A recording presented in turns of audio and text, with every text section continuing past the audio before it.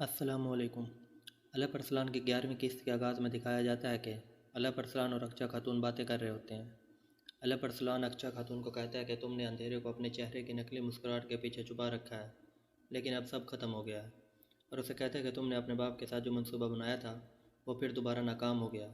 और फिर अलप अरसलान अपनी तलवार नियाम से निकाल कर अक्चा खातून की गर्दन पर रख देता है और कहता है कि तुमको तुम्हारी गद्दारी की कीमत चुकानी पड़ेगी।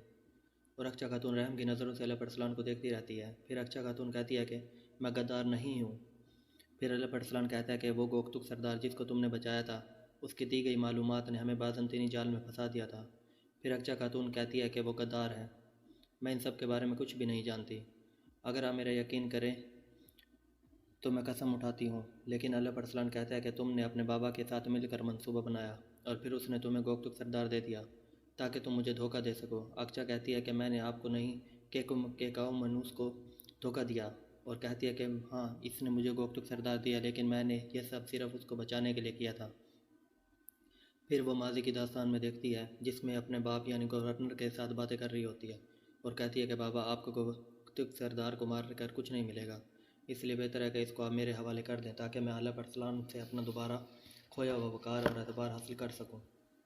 इसके बाद इसका बाप इसकी प्लानिंग सुनकर खुश हो जाता है और कहता है कि शानदार शानदार मेरी बेटी, लेकिन तुम ये ख्याल करना कि उसको छुड़वाते वक्त पकड़ी मत जाना। फिर ये गोकतुक सरदार को किले से निकाल लेती है। फिर मौजूदा सीन दिखाया जाता है जिसमें अक्चा खातून अलप अरसलान को कहती है कि मैं कसम उठाकर कहती हूँ, मुझे घात लगाने के बारे में कुछ भी मालूम नहीं था। आप मेरे यकीन करें, वो मेरे बाबा नहीं है। उसने मेरी माँ को उसी तरह मारा है जैसे कि आपकी माँ को मारा। और मैं अपनी माँ के कातिल के पास रहकर इंतज़ार करती रही ताकि उससे बदला ले सकूं। अगर आपको फिर भी यकीन नहीं आता तो अकन्ने माँ से पूछ लें, वो आपको बताएंगी जो कुछ मैंने कहा है वो सब सच है। लेकिन अलप अरसलान उसकी बातों में बिल्कुल भी नहीं आता और कहता है कि तुमने अकन्ने माँ को अपनी कहानियों से धोखा दिया होगा। हम सब इंसान हैं और हम धोखा खा सकते हैं, लेकिन अब तुम्हारा किस्सा ख़त्म। मैंने सब कुछ अपनी आंखों से देखा है और कानों से सुना है। और अगर तुमने बाकी गोफ्तुक के साथ कुछ मंसूबा बनाया है तो मैंने अपनी तलवार को गलती से खून आलूद किया। मैंने जज्बात में काम किया, इनका हिसाब अभी बाकी है। फिर अलप अरसलान अपनी तलवार नियाम में रखकर कहता है कि जिरगा बुलाया जाएगा और मेरे बाबा चागरी सरदार तुम्हें सज़ा देंगे। फिर दिखाया जाता है कि एक तुर्कमान सरदार कहता है कि हसन साहब, ये क्या हो रहा है। पहले अलप अरसलान साहब एक खातून को ज़ख्मी हालत में लाते हैं और हमें हुक्म देते हैं कि उसको जाने ना दिया जाए, तो अकन्ने माँ इसको साथ रखती है। तो जब अलप अरसलान नहीं थे तो ऐनाल साहब ने उस औरत को जाने दिया। गोकतुक जिसको हम बचाना चाहते थे वो लड़की से वासपुरकान किले से बचा कर लाती है और गोकतुक ने हम पर घात लगाई। अब आपको क्या लगता है अलप अरसलान इस लड़की पर इल्ज़ाम लगा रहे हैं? मेरा जहन इस बात को नहीं मान रहा। अगर आपको कुछ मालूम हो तो मुझे बताना, ये खातून कौन है। फिर दूसरा सरदार कहता है कि आगचा खातून वासपुरा खान किले से भागी हुई एक यतीम लड़की है जो पिछले कुछ अरसे से हमारे साथ रह रही है। जब हम आपकी बातों को देखते हैं तो मशकूक होना मामूल की बात है, लेकिन मेरा दिलो दिमाग कहते हैं आगचा बेटी मासूम है।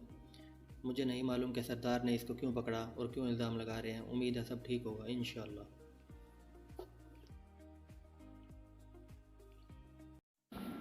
फिर बाज़ंतीनी महल दिखाया जाता है जिसमें लबकूत आकर कहता है कि जनाब अफसोस। फिर जनरल कहता है कि तुम्हारी वजह से लब अरसलान दोबारा जीत गया है।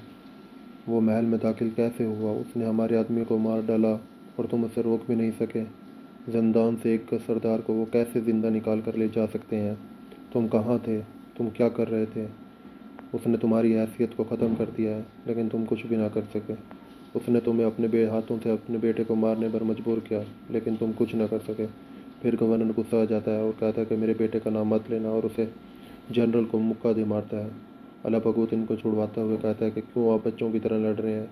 हमारा मुश्तरका दुश्मन सिर्फ एक ही है, वो है अलप अरसलान। फिर कुछ सिपाही दाखिल हो जाते हैं महल में।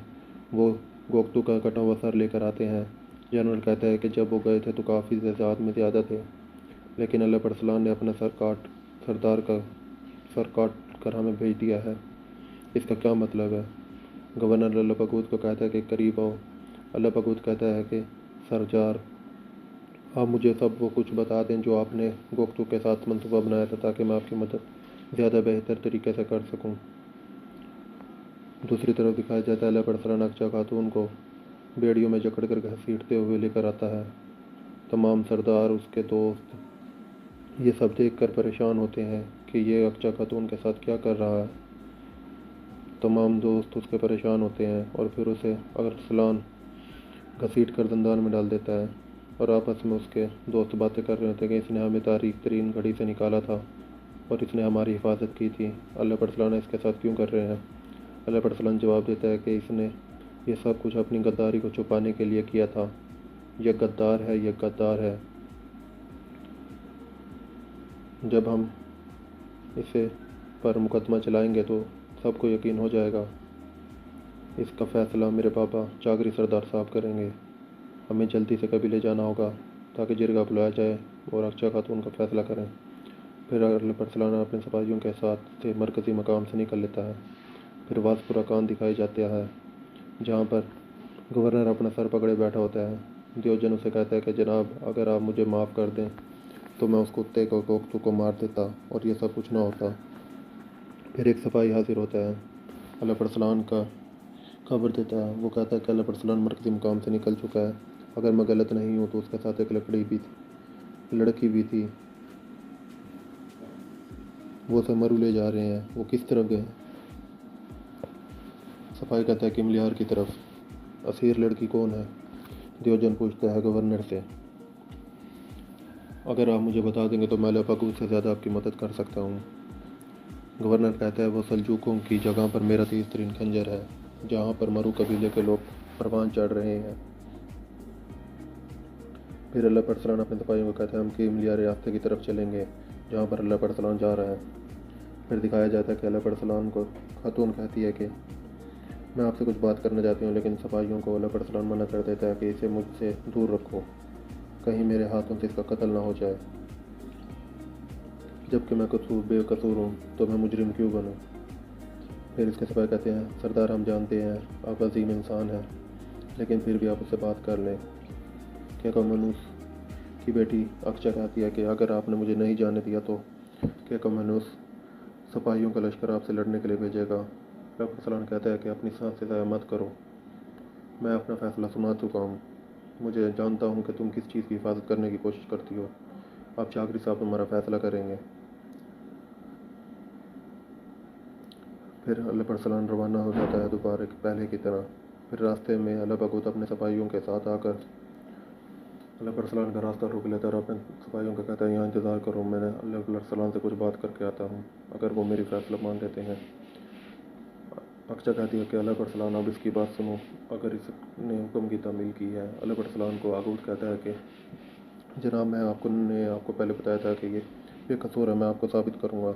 अल्लाह पर सलान कहता है लेकिन अब हमारे पास वक्त नहीं है, अगर आप नहीं चाहते तो मैं मारा जाऊँ तो मुझे अक्षय दे दें। लेकिन अल्लाह पर सलान कहता है कि मुझे इसे तुम्हारे हवाले करने का कोई भी मामला दरपेश नहीं है। अल्लाह बगूत कहता है कि जनाब, अगर आपने ऐसा नहीं किया तो मेरे सिपाही आप पर हमला करेंगे, लेकिन मैं इन्हें रोक नहीं सकूँगा। अल्लाह पर सलान कहता है कि यह सही है, अगर तुम हिम्मत है तो हमला करो। और फिर ये अल्लाह पर सलान अपने सिपाहियों को कहता है कि चलो हमला करो, इसलिए जाने की कोशिश करके दिखाओ तुम। फिर अल्लाह पर सलान अपने सिपाहियों के साथ बाज़ंतीनी लश्कर पर टूट पड़ता है और तमाम लश्करों से मर्दाना दिलेर बहादुरी के साथ लड़ते हुए तमाम को जहन्नम वासिल करता है। और फिर ये देखकर अल्लाह बगूत भी अपने ही बाज़ंतीनी सिपाहियों को मारने लग जाता है। इसको देखकर बहुत से सिपाही इसकी तरफ बढ़ते हुए कहते हैं कि तुम गद्दार हो, तुमने गद्दारी की है, और इस पर हमला करते हैं। लेकिन अल्लाह बगूत भी तमाम बाज़ंतीनियों को मारने में कामयाब हो जाता है, जैसे कि अल्लाह पर सलान को दिखाया जाता है। फिर महल को दिखाया जाता है जिसमें त्योजन कहते हैं कि त्योजन साहब मुझे सब कुछ बता दें।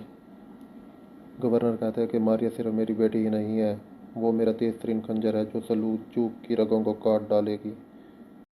फिर वासपुरा कान किला दिखाया जाता है जिसमें गवर्नर दियोजन को कहता है कि मेरी बेटी है, उसे वहाँ पर मत छोड़ना, चाहे वो बेनिकाब हो जाए, उसे वहाँ पर मत छोड़ना, उसे उन सांपों के पास मत छोड़ना।